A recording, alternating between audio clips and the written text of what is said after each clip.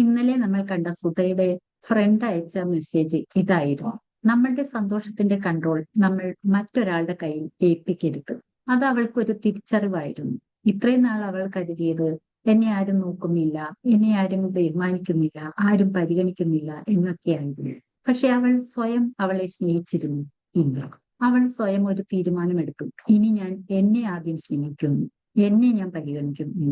അവളുടെ പഴയ കാലത്തെ അവളുടെ പഠനം അത് അവൾ തിരികെ എടുത്തു.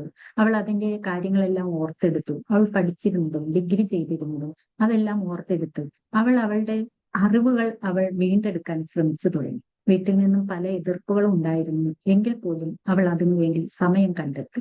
പതുക്കെ അവൾ ഒരു ഓൺലൈൻ ട്യൂഷൻ തുടങ്ങി. അപ്പോഴും വീട്ടുകാരുടെ ചോദ്യം ഉണ്ടായിരുന്നു: നീ ഇങ്ങനെ പണിക്കിരുന്നാൽ ഇവിടുത്തെ കാര്യങ്ങളൊക്കെ ആര് നോക്കുമെന്ന്. പക്ഷെ അവൾ ഒട്ടും മടി കാണിച്ചില്ല. വീട്ടിലെ പണികളെല്ലാം തീർത്ത് കിട്ടുന്ന കുറഞ്ഞ സമയത്തിൽ അവൾ ഓൺലൈൻ ട്യൂഷൻ തുടങ്ങി. ആ ട്യൂഷനിൽ നിന്നും ആദ്യത്തെ ഒരു തുക അവൾ സമ്പാദിച്ചു: 2000 രൂപ.